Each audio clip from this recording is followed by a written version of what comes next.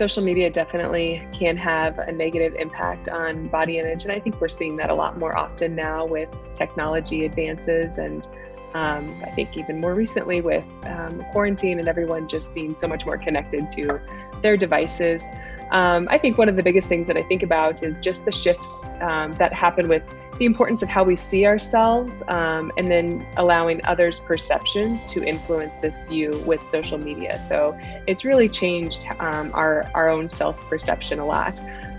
It's important to know much of what we see is photoshopped, edited, changed in some way, shape, or form, really to meet this ideal, but really just still adds to more comparison, more kind of competition tendencies amongst either followers or influencers, shows, accounts, whatever that is that that social media presence has, that's really influencing somebody's view on their body image. It's when impressionable and really developing minds see this, that they're sponges and they absorb it all. And it really just kind of influences that belief that we can actually change their body in some way, shape, or form to be seen differently. Often the belief is it would be more positive, and that it'll be sustainable, and it's really not.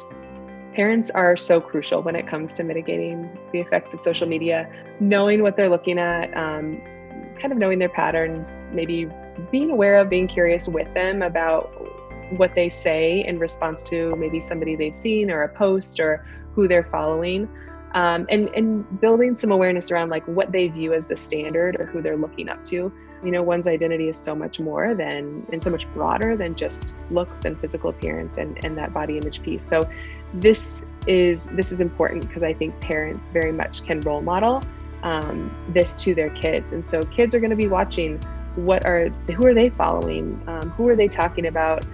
More importantly, how are they talking about this in relation to themselves too?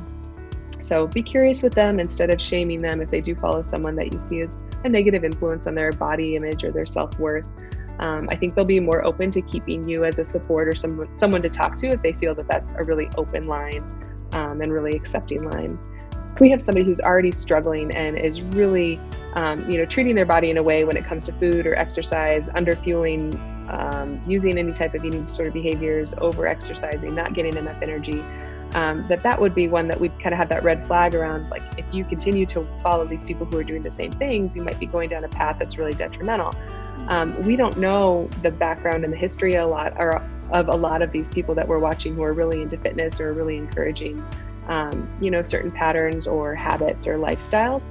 So to assume that we're going to be okay doing the same is a bit naive, and we have to be careful around that. So I always say, look at the intention behind that. If it's your kids as well, of course, you're going to be closely monitoring.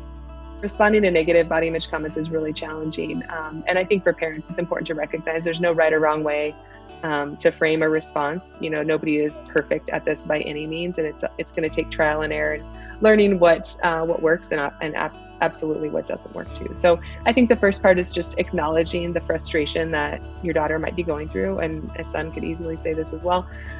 Just acknowledging, what they're going through, their frustration, their upset, normalizing that it probably feels like it's out of your control or feeling out of control, especially during times like puberty or where there's developmental shifts that are happening that are to an extent out of our control.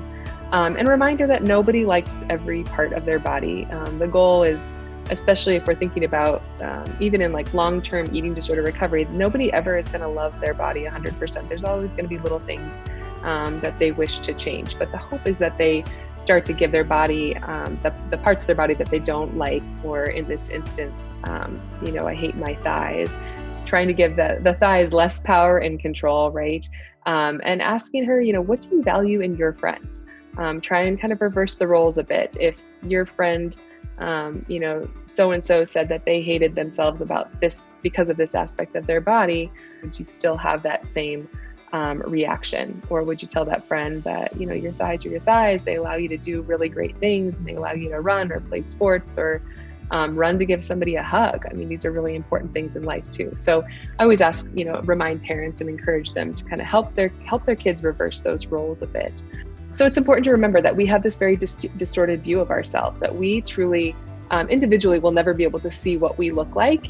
We can get feedback from other people. We can look in a mirror, but that's only a reflection. We have 2D, 3D images, of course.